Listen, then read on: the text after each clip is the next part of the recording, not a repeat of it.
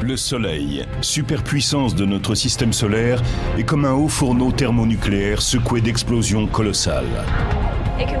Il faut imaginer une quantité de matière du volume de l'Everest qui surgit du Soleil pour s'élancer dans l'espace. Tout cela se passe à 150 millions de kilomètres de notre Terre. On pourrait donc se croire à l'abri des changements du Soleil, mais est-ce bien certain? L'activité du Soleil compte énormément, surtout de nos jours. La zone la plus dangereuse se situe au centre du Soleil, quand il nous fait face. Certains experts nous prédisent une activité solaire particulièrement débordante. Il n'a donc jamais été aussi important de comprendre les secrets du Soleil.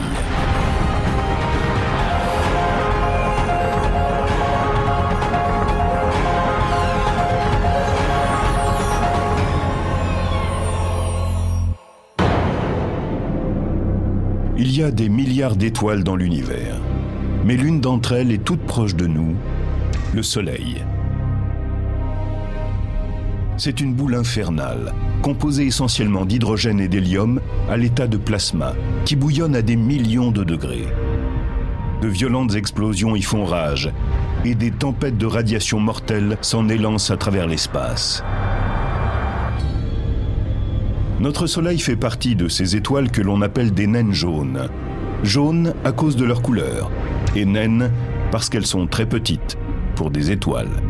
Mais tout est relatif, car on pourrait caser dedans 1 million de terres comme la nôtre.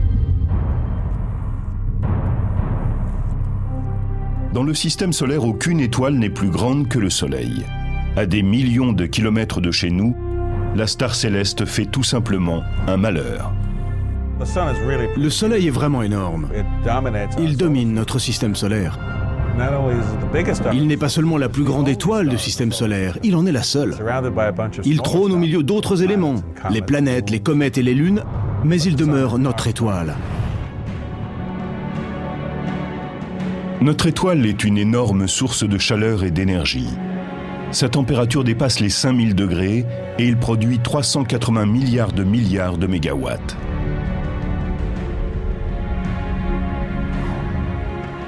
Il y a de quoi se sentir bien petit quand on sait que le barrage Hoover sur le Colorado ne produit, lui, que 2080 mégawatts.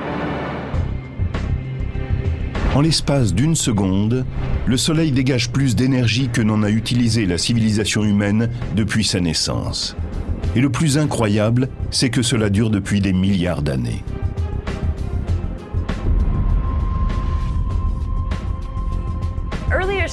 Les astronomes de l'Antiquité n'arrivaient pas à comprendre comment le Soleil pouvait produire autant d'énergie depuis si longtemps. C'était le premier mystère. Comment le Soleil fabrique-t-il cette énergie? Au début du 19e siècle, les scientifiques supposaient que le Soleil fonctionnait comme n'importe quel feu sur la Terre, qu'il avait une source de combustible, peut-être du charbon, qui se consumait tout doucement.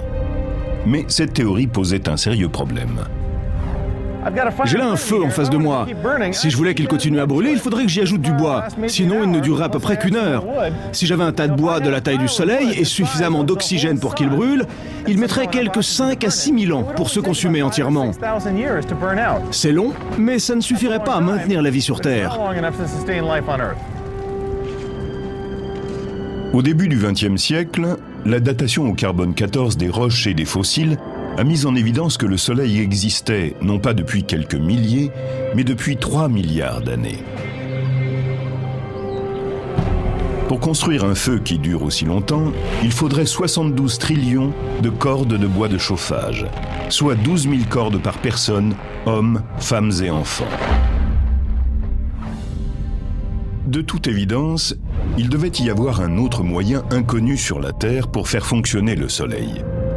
Dans les années 20, les scientifiques ont trouvé la réponse à cette énigme, sous la forme d'un procédé qui sera exploité plus tard pour la bombe à hydrogène, la fusion nucléaire. La fusion a lieu quand des atomes sont précipités les uns contre les autres à une vitesse telle qu'ils fusionnent au sens propre du terme. Mais pour obtenir cette réaction, il faut réunir certaines conditions. Pour que l'interaction ait lieu, il faut que les deux protons aient une charge électrique positive, de sorte qu'ils se repoussent mutuellement. Et pour cela, vous devez les rapprocher suffisamment. Il faut qu'il fasse chaud, c'est-à-dire que les particules se déplacent très vite et soient assez denses pour se rapprocher et se heurter, de manière à se fondre les unes dans les autres. Le cœur du Soleil est un chaudron idéal pour la fusion nucléaire. Avec ses 15 millions de degrés, c'est l'endroit le plus chaud du système solaire. Et il est en plus d'une densité incroyable. Le cœur du Soleil est d'une densité 10 fois supérieure à celle du plomb. On pourrait penser qu'à une densité pareille, il devrait être solide, mais ce n'est pas le cas. Il est si chaud qu'il reste à l'état de plasma. Si l'on chauffe suffisamment un gaz, les électrons se détachent des atomes et se mettent à flotter librement. La matière ne se comporte donc plus comme un gaz, et on lui donne un autre nom, celui de plasma.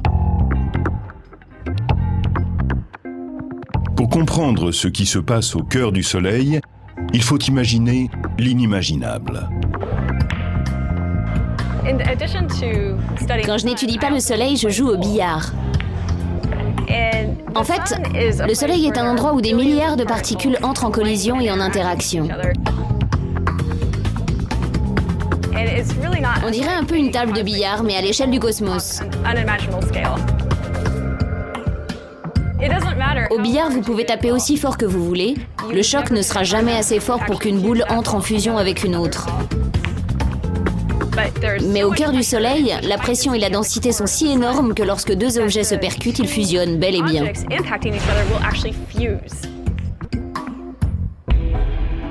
Dans le Soleil, ces objets volants sont des atomes d'hydrogène qui, lancés les uns contre les autres par une pression énorme, vont se transformer en atomes d'hélium. Ce processus de fusion génère un atome d'une masse légèrement moindre que celui qui lui a donné naissance. Et c'est ce reliquat qui est libéré sous forme d'énergie. À chaque seconde, à l'intérieur du Soleil, 600 millions de tonnes d'hydrogène entrent en fusion pour produire 595 millions de tonnes d'hélium. Les 5 millions de tonnes de masse perdues au cours du processus sont converties en une énergie équivalent à 1 milliard de bombes à hydrogène d'une mégatonne. Et cela se répète toutes les secondes. Si l'on observe le cosmos, le processus qui fournit le plus d'énergie est celui qui se produit dans un noyau d'étoiles comme le Soleil. Nous savons donc maintenant que le Soleil est alimenté par fusion nucléaire. C'est le seul combustible que nous connaissons qui puisse entretenir la chaleur du Soleil et maintenir la vie sur Terre pendant des milliards d'années. La lumière du Soleil fait tellement partie de notre vie que la plupart du temps on n'y réfléchit même pas. Quant à la façon dont la lumière nous parvient, c'est une histoire incroyable. L'énergie produite par la fusion est véhiculée depuis le cœur du Soleil par des particules de lumière et de chaleur appelées photons. Ce sont elles qui transportent les rayons jusqu'à la Terre. Pour rallier notre planète, ces voyageurs incandescents doivent d'abord emprunter une route longue et sinueuse, à travers toutes les couches du Soleil, qui ne sont pas sans rappeler les cercles concentriques de l'enfer de Dante. Un photon commence par pénétrer la zone radiative et pèse de quelques 300 000 km. La densité y est telle que le photon entre sans cesse en collision avec d'autres particules, comme les atomes d'hydrogène et d'hélium. Sa progression vers l'extérieur de la zone se fait en zigzag, selon un schéma appelé marche aléatoire par les scientifiques. Le photon ne peut pas s'en sortir sans une interaction incessante. Il se fait absorber par les atomes, puis il est émis à nouveau, et ce va-et-vient se reproduit des millions de fois.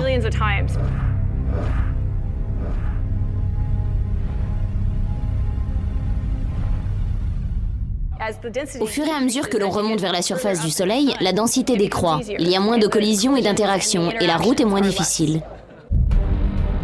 Enfin, quand il n'est plus qu'à environ 200 000 km de la surface, le photon entre dans la zone convective et le rythme soudain s'accélère. Le photon est attiré vers le haut par une sorte de bouillonnement. Il est happé par d'immenses colonnes de gaz qui le véhiculent à plusieurs centaines de kilomètres/heure. Il ne lui faut alors plus qu'une dizaine de jours avant d'arriver à la surface du Soleil. L'incroyable voyage est presque terminé lorsque le photon émerge des gaz légers de l'atmosphère solaire. Arrivé là, il ne lui faut plus que 8 minutes pour franchir les 150 millions de kilomètres qui le séparent encore de notre planète. Incroyable mais vrai. Lorsqu'elle finit par atteindre la Terre, la lumière du Soleil existe déjà depuis des centaines de milliers, voire des millions d'années.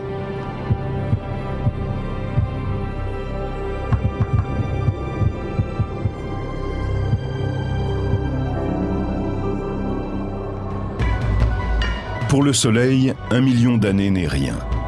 Le disque qu'il nous montre au couchant dans sa parfaite simplicité donne une idée fausse de sa longue et violente histoire.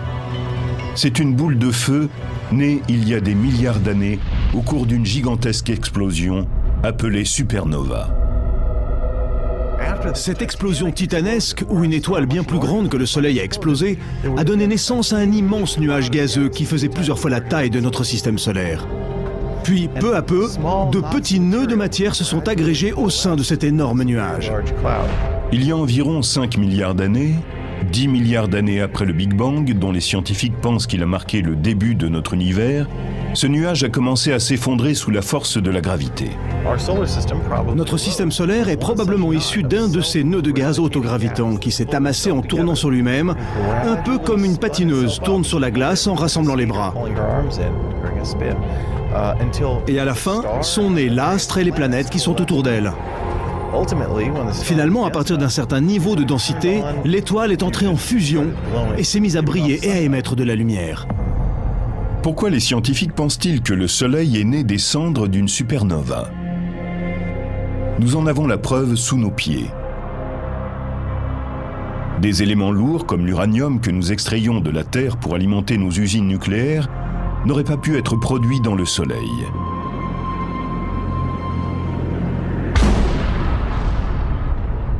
Ils ne peuvent avoir été créés que lors d'une catastrophe comme une explosion cosmique.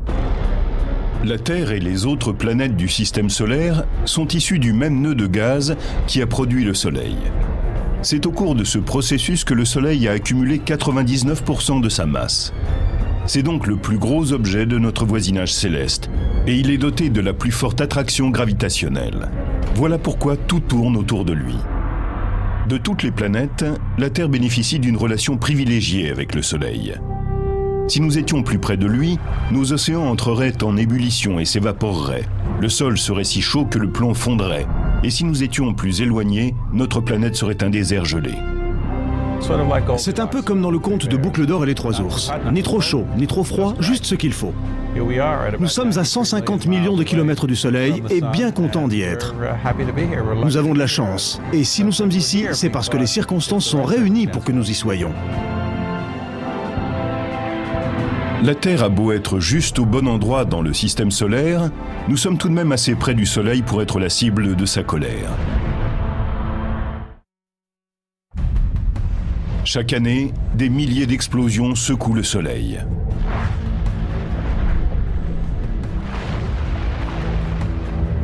On pourrait s'attendre à ce que de telles déflagrations soient produites par des réactions nucléaires survenant dans le noyau. En fait, ces déchaînements d'explosions solaires ont des causes magnétiques. Notre Terre étant un solide, elle présente un champ magnétique assez simple. Elle possède deux pôles, le nord et le sud. Voilà pourquoi une boussole est si utile pour trouver son chemin sur notre planète. Imaginez qu'au lieu des deux pôles, nous en ayons entre 1 million et 10 millions. C'est exactement ce qui arrive au Soleil. Le champ magnétique du Soleil est un sac de nœuds. Bien qu'il soit maintenu par la gravité, le plasma n'a pas une rotation homogène. Au niveau de l'équateur, le plasma accomplit une révolution tous les 25 jours terrestres, tandis qu'au pôle, il met environ 35 jours. Le Soleil est mu par une rotation que l'on appelle différentielle. Tout ce plasma tourne et se retourne, et c'est pour cela que les lignes de champ magnétique se retrouvent tortillées, vrillées et emmêlées. Les lignes de champ magnétique ont beau être invisibles, notre observation de phénomènes comme les boucles coronales et les proéminences qui s'élèvent dans l'atmosphère solaire nous prouve qu'il en existe bien sur le Soleil. De même qu'en présence d'un simple aimant, la limaille se rassemble, ces boucles de plasma viennent épouser les structures magnétiques qui les sous-tendent. Ces arches de plasma sont si grandes et larges qu'on pourrait y faire passer des planètes de la taille de Jupiter. En tordant le plasma dans l'atmosphère solaire, les champs magnétiques lui donnent parfois des formes hélicoïdales majestueuses, appelées cordes de flux. Les cordes de flux magnétique fonctionnent un peu comme ces jouets appelés Slinky ou Ondamania. La ligne de champ magnétique tourne de nombreuses fois en une structure hélicoïdale de type ressort. Des lignes de champ magnétique fortement enroulées emmagasinent de grandes quantités d'énergie magnétique libre. Elles peuvent même s'entortiller sur elles-mêmes, générant encore plus d'énergie magnétique. Ces proéminences de plasma peuvent se maintenir durant des semaines, voire des mois. Mais il arrive un moment où l'énergie accumulée doit se libérer. Leur masse est alors propulsée dans l'espace.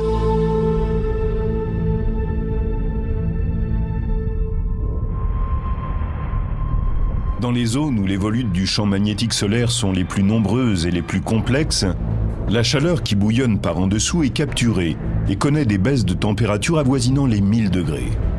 Il en résulte à la surface du Soleil des zones relativement sombres, appelées taches solaires.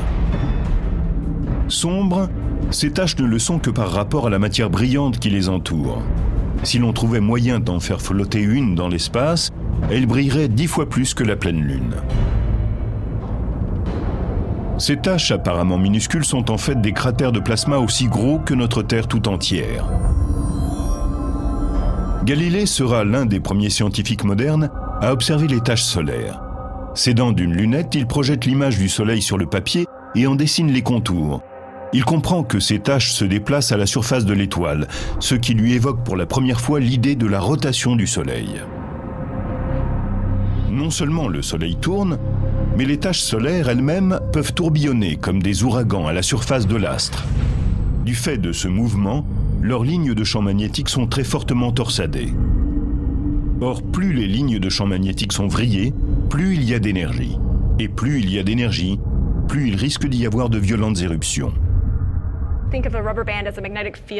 Si vous imaginez une ligne de champ magnétique comme un élastique et que vous tordez celui-ci suffisamment sur lui-même, il accumulera de l'énergie et quand vous le lâcherez, vous libérerez cette énergie. Si vous lâchez un élastique sans l'avoir entortillé, ça ne marchera pas.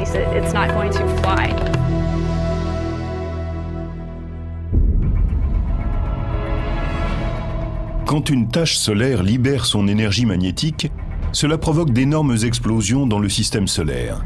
Ce sont les éruptions solaires. Une seule éruption libère 1 milliard de mégatonnes d'énergie, c'est-à-dire la puissance d'1 million d'éruptions volcaniques sur Terre. Elles apparaissent sous forme de zones extrêmement brillantes. C'est la température de l'ordre de 10 millions de degrés qui produit cette luminosité. Ces éruptions peuvent durer des heures et elles dégagent une énergie colossale. C'est l'équivalent de millions de bombes nucléaires qui quitteraient la surface du Soleil en même temps. Les éruptions solaires ne se contentent pas d'exploser dans l'espace. Elles canalisent également des particules de haute énergie vers une couche du Soleil appelée chromosphère, où elles s'empressent de transférer leur énergie un peu comme une bille de choc heurtant le triangle. La bille de choc se comporte comme une de ces particules de haute énergie en provenance de la zone d'éruption. La bille de choc percute à grande vitesse les 8 billes du triangle, et une fois qu'elle a heurté la bille de tête, l'énergie se transfère aux billes de but qui partent dans toutes les directions à cause de cette énergie qui se répercute sur elles.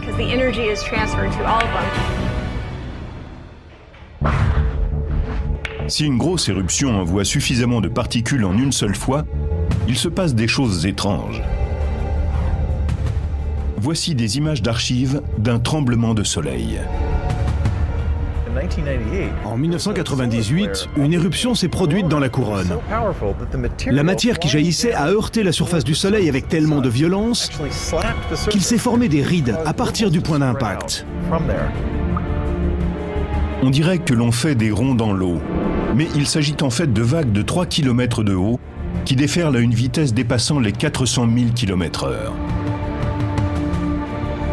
Le tremblement de soleil de 1998 aurait eu une magnitude de 11,3 sur l'échelle de Richter, c'est-à-dire qu'il aurait été 1 million de fois plus violent que celui qui a secoué San Francisco en 1989. Pour faire trembler la surface du Soleil à ce point, l'éruption solaire a dû dégager une quantité d'énergie colossale. La quantité d'énergie mise en œuvre est celle que l'on aurait obtenue en recouvrant nos terres émergées de dynamite sur une épaisseur d'une centaine de mètres et en faisant tout sauter. Ce sont des explosions qui n'ont rien d'anodin.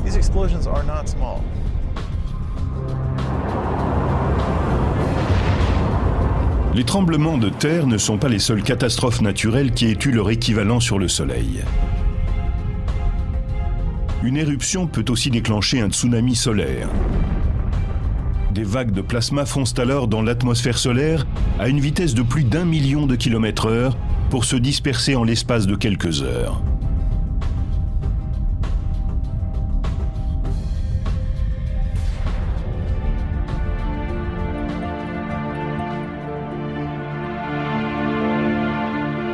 Si les tremblements de soleil et les tsunamis solaires ne constituent pas un risque pour la Terre, une violente explosion déchaîne souvent de dangereuses éruptions appelées éjections de masse coronale, ou CME pour Coronal Mass Ejection. Lors d'une éjection de masse coronale, l'énergie de l'éruption projette une bulle de plasma extrêmement radioactive hors de l'atmosphère solaire. Les éjections de masse coronale ont des vitesses variables, mais elles peuvent atteindre 1200 à 1500 km par seconde. Ce n'est pas rien. Et elles propulsent une énorme quantité de matière. Il faut se représenter des quantités de matière comparables au volume de l'Everest, surgissant du Soleil pour s'élancer dans l'espace. Où va cette bulle de plasma radioactif et surchauffé en quittant le Soleil? Elle traverse parfois tranquillement l'espace. D'autres fois, elle peut choisir un cap plus proche de nous.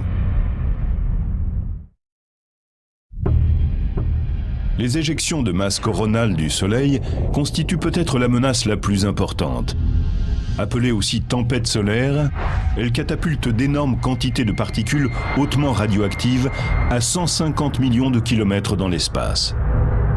La plupart mettent plusieurs jours pour parcourir la distance qui les sépare de la Terre, mais certaines traversant le système solaire à des vitesses avoisinant les 10 millions de km/h atteignent notre planète en moins de 16 heures.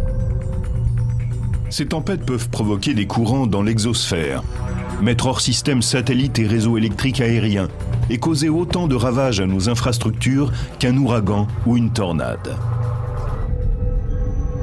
Mais qui sur Terre surveille ces explosions cosmiques potentiellement dangereuses? Nous voici au QG de l'agence américaine responsable de l'étude de l'océan et de l'atmosphère. Elle abrite les services de la météorologie américaine. Jour après jour, ces prévisions, observations et mises en garde sont des informations capitales pour le quotidien. Mais un autre groupe de techniciens moins connus travaille ici, dans un département spécial consacré à l'environnement spatial. Notre mission consiste essentiellement à surveiller le Soleil et à émettre des alertes, des observations et des avis sur son activité. Bonjour et bienvenue à notre briefing de 8h10. Nous avons une éruption de classe C provenant du limbe Est. Il y a donc un risque de CME. Nous n'avons pas noté la présence de protons, mais il y a des électrons. Notons que c'est dans cette région que naît toute l'activité de décembre. Il va se passer des choses dans les semaines qui viennent. Ces météorologues de l'espace sont sur le qui-vive quand s'annoncent des tempêtes solaires susceptibles de perturber la vie sur Terre. Comme elles se composent de particules ionisées, notre champ magnétique commence par les faire dévier de notre planète, un peu comme des vagues se brisent de part et d'autre de la proue d'un bateau. C'est très important, parce que si elles entraient directement en collision avec l'exosphère, elles en arracheraient des morceaux qu'elles projetteraient dans l'espace. Si la planète Mars n'a pas d'atmosphère, c'est notamment parce qu'elle n'a pas de champ magnétique fort. Au fil de millions, peut-être même de milliards d'années, sous l'influence de vents solaires et de CME qui passaient par là, son atmosphère était progressivement projetée dans l'espace. Mais notre champ magnétique n'a rien à voir avec le champ de force des films de science-fiction. Certaines particules peuvent le pénétrer et ioniser l'exosphère. Des tempêtes solaires peuvent même faire fléchir jusqu'à les rompre les lignes de champ magnétique de l'autre côté de la Terre, permettant ainsi à des particules ionisées de repartir le long des lignes de champ vers les pôles nord et sud. Des tempêtes particulièrement violentes peuvent même déformer le champ magnétique et créer des courants électriques d'un continent à l'autre.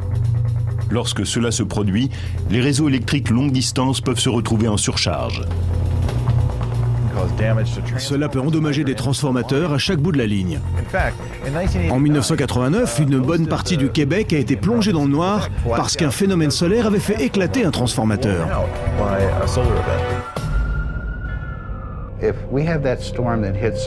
Quand ce genre de tempête touche notre système de communication, nos usines électriques et toutes les installations dont nous dépendons, c'est le chaos.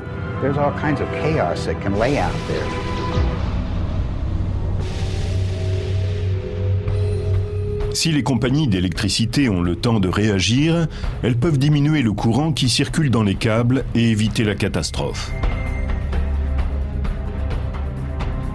Les responsables de satellites peuvent eux aussi se préparer à l'attaque, à condition d'être prévenus à temps. Quand une grosse tempête spatiale s'annonce, ils mettent certains de leurs satellites en sommeil, pour éviter que la tempête ne provoque un court-circuit ou ne les endommage. Plus ils sont prévenus tôt, mieux cela vaut.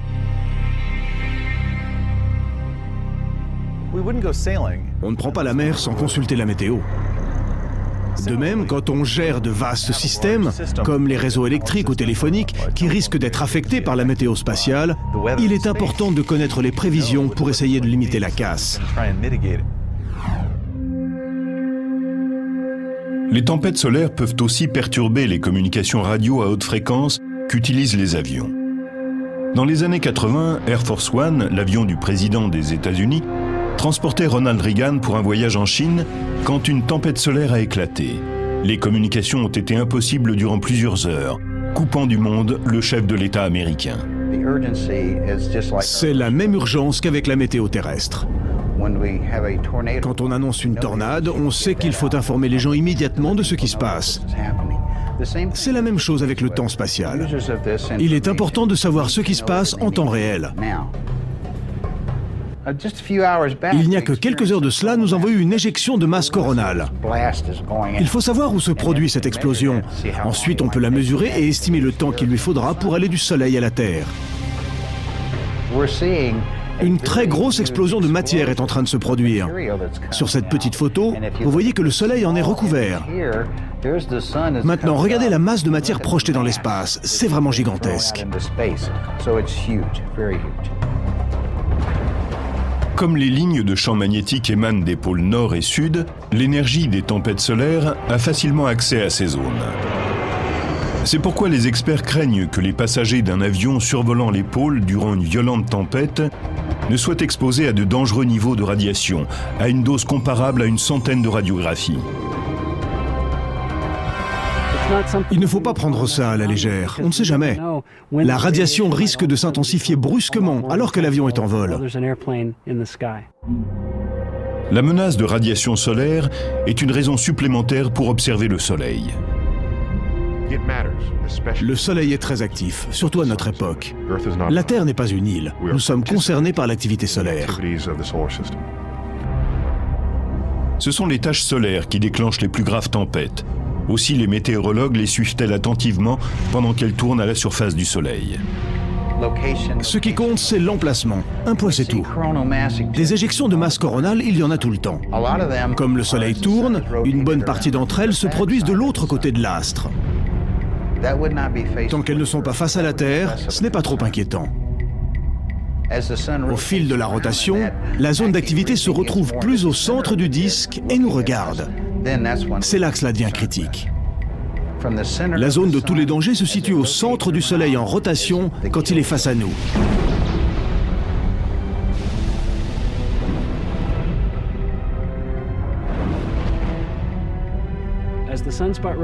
C'est lorsque les taches solaires commencent à faire face à la Terre que la tempête devient vraiment préoccupante. Si elle se forme à ce moment-là, elle peut viser directement la Terre et heurter la planète de plein fouet.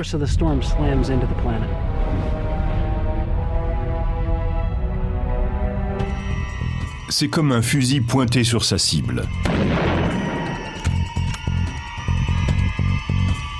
S'il met dans le mille, les dégâts sont d'autant plus importants.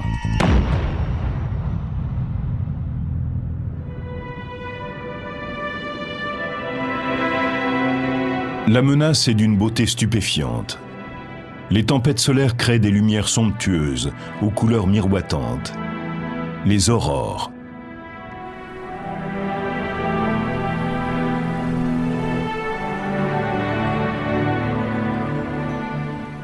Les aurores fonctionnent comme des enseignes au néon.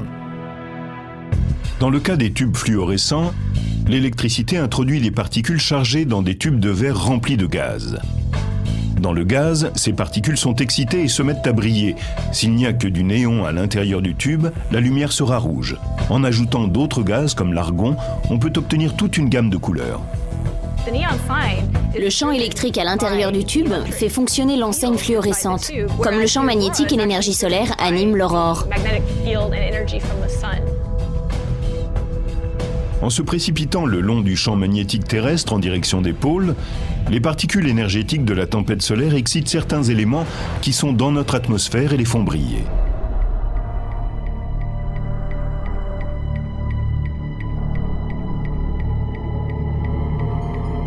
Les molécules d'oxygène émettent une couleur rouge ou verte, tandis que l'azote émet des roses, des bleus et des violets. Ces images fantomatiques sont généralement confinées aux pôles, mais des tempêtes solaires de grande envergure peuvent les pousser plus près de l'équateur. En 1859, une gigantesque explosion solaire a déclenché une tempête géomagnétique, entraînant la formation d'aurores jusqu'à Rome. La tempête de 1859 était un événement d'une puissance exceptionnelle, que certains ont appelé la tempête solaire parfaite. La tempête de 1859 nous a donné une idée de ce que peut faire le Soleil. C'était une tempête si intense et l'alignement était si parfait que les ressources naturelles de la Terre en ont été tout simplement submergées.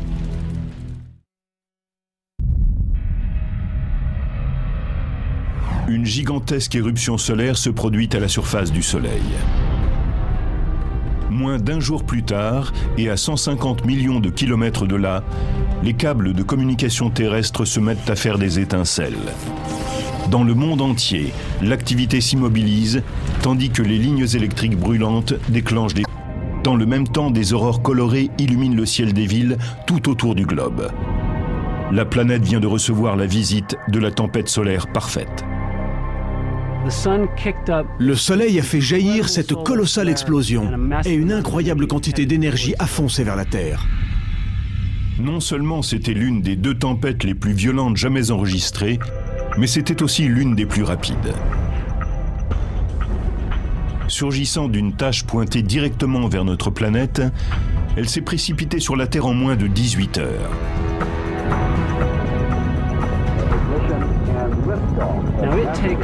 Une fusée extrêmement puissante mettrait des années à rejoindre le Soleil. Eh bien, cette tempête, ce nuage de particules électrisées, a trouvé le moyen d'arriver ici en moins d'une journée. C'est hallucinant. Heureusement, cette tempête parfaite a eu lieu en 1859. Le télégraphe était alors le seul équipement technologique qui pouvait en souffrir. Depuis que nous sommes devenus totalement dépendants de la haute technologie, on n'a pas revu de tempête de ce type. Mais la question demeure. Et si cela se reproduisait ? Que se passerait-il ? Une nouvelle tempête parfaite peut-elle survenir ? La réponse est oui, il n'y a aucun doute. Et comparé à celle de 1859, ses effets aujourd'hui pourraient être dévastateurs.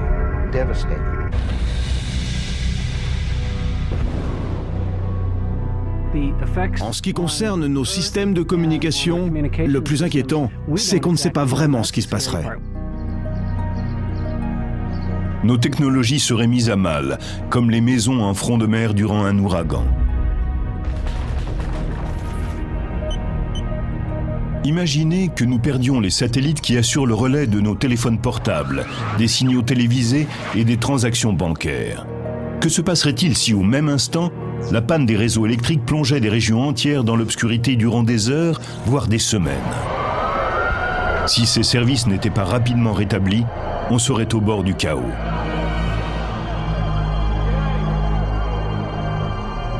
Il y aurait une répercussion en chaîne sur toute la société. Cela toucherait tous ceux qui vivent sur Terre. Les tempêtes solaires sont aussi difficiles à prévoir que les ouragans. Si les météorologues n'ont pas les moyens techniques de prédire la prochaine tempête parfaite, ils savent en revanche qu'elle devrait se produire à l'apogée du cycle solaire de 11 ans. Ce qui se passe, c'est que le Soleil inverse la direction de son champ magnétique tous les 11 ans. C'est-à-dire que tous les 22 ans, il revient à son point de départ.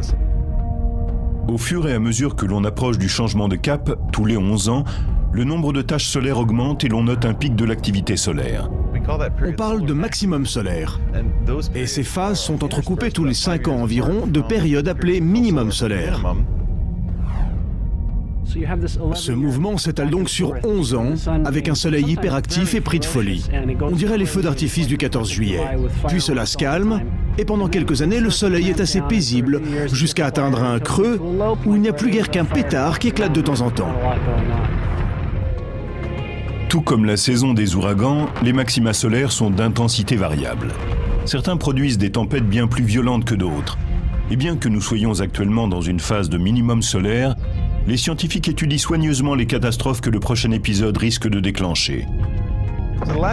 Le dernier maximum solaire se situe aux environs de 2001. Le prochain devrait donc avoir lieu vers 2012, mais les prévisions varient. Les physiciens spécialistes du Soleil retiennent leur souffle en attendant de voir ce qui va se passer. Les opinions sont extrêmement divergentes. Certains prétendent que le prochain cycle solaire pourrait être le plus violent de l'époque contemporaine. Si ces prédictions se réalisaient, la Terre pourrait en voir de toutes les couleurs. Il y a du souci à se faire si l'événement de 1859 se répète. Les dégâts pourraient être colossaux. Le jour où le Soleil va piquer une crise, on en apprendra long sur la réactivité de notre technologie. Une bonne partie de la violence du Soleil explose ici, dans cette partie infernale de l'atmosphère, appelée la couronne. Cette région a longtemps recélé l'un des grands mystères solaires. En effet, bien qu'elle se trouve à près d'1 million de kilomètres du noyau générateur de chaleur, la température s'y mesure en millions de degrés, ce qui semble contredire toutes les lois de la physique. C'est très étrange. Là, j'ai un thermomètre. Si je l'approche du feu, il indique une température élevée, à peu près 100 degrés centigrades. Si je l'écarte un peu du feu, on obtient quelque chose comme 36 degrés centigrades. Plus je l'éloigne du centre, plus la température tombe. Dans la couronne du Soleil, il fait aussi chaud que dans le noyau. C'est à peu près comme si je disais que là, loin derrière moi, la chaleur du feu était semblable à celle du feu lui-même, alors qu'on en est très éloigné. Qu'est-ce qui peut bien causer cette surchauffe de la couronne? La réponse est plutôt étonnante. Dans l'enfer de la couronne solaire se déchaînent des millions de degrés. Des siècles durant, les scientifiques se sont demandé comment quelque chose d'aussi éloigné du noyau solaire pouvait brûler aussi fort. Récemment, des satellites très sophistiqués ont offert une vue plus précise de la surface solaire, et certains indices ont commencé à apparaître. Sous la couronne, la surface du Soleil bout littéralement. Toute la surface du Soleil est recouverte de cellules de convection. De la matière en fusion s'en élève, atteint la surface, se refroidit en brillant, c'est la lumière que produit l'astre, puis retombe. Chaque bulle de matière qui émerge et qui fait approximativement la taille du Texas s'étale à la surface, refroidit et retombe en l'espace de 5 minutes. C'est un processus d'une violence incroyable et qui se produit à des millions d'endroits sur toute la surface du Soleil, 24 heures sur 24.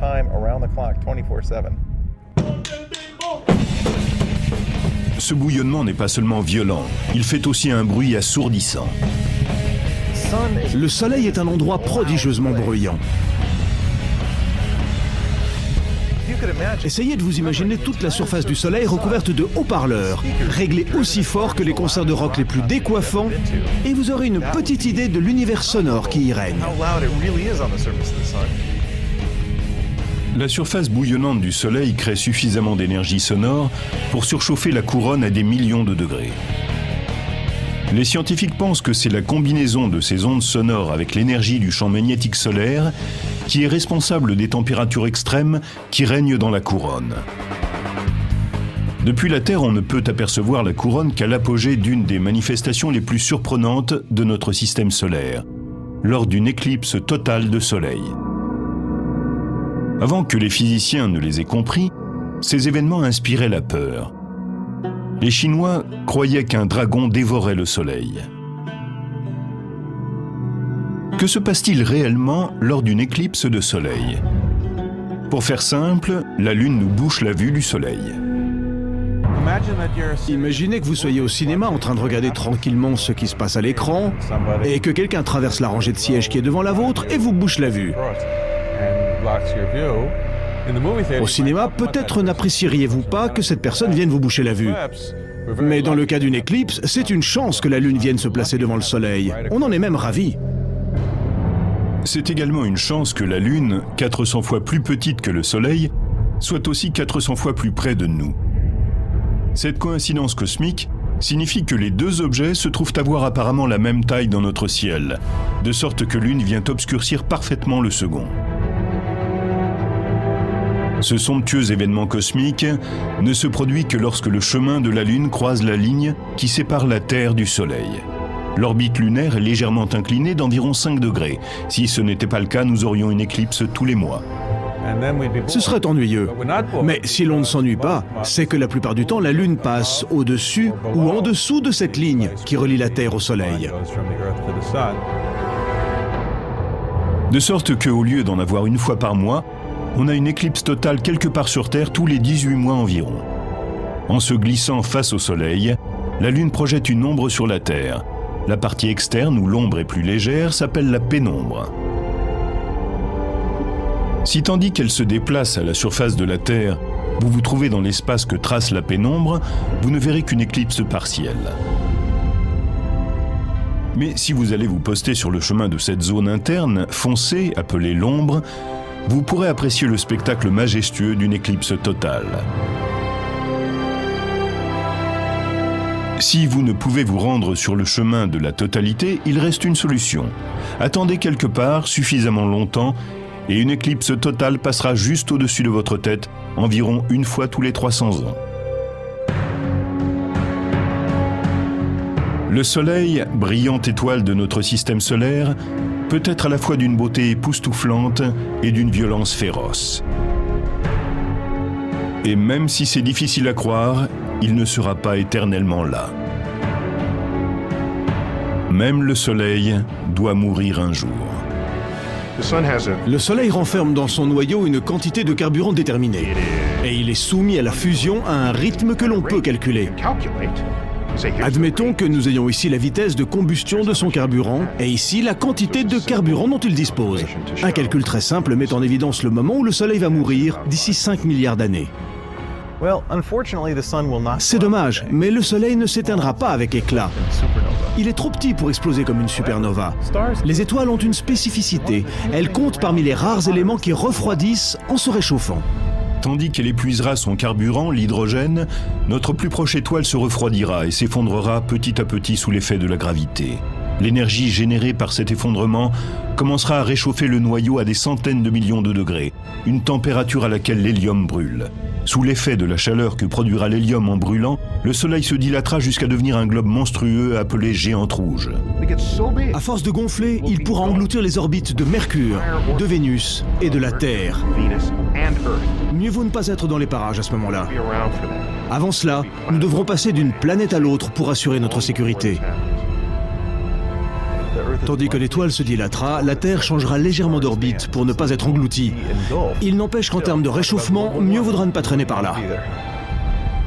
Les strates externes de notre Soleil deviendront finalement si instables qu'elles éclateront dans l'espace, laissant derrière elles un petit noyau de la taille de la Terre à peu près.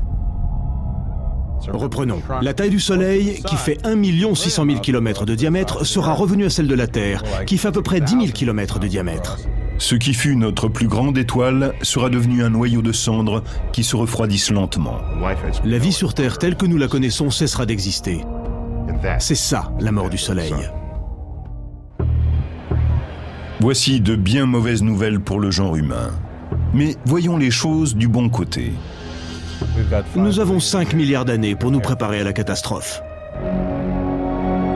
Pour l'instant, l'humanité continue de se prélasser à la lumière d'un soleil qui n'est qu'à l'aube de son existence.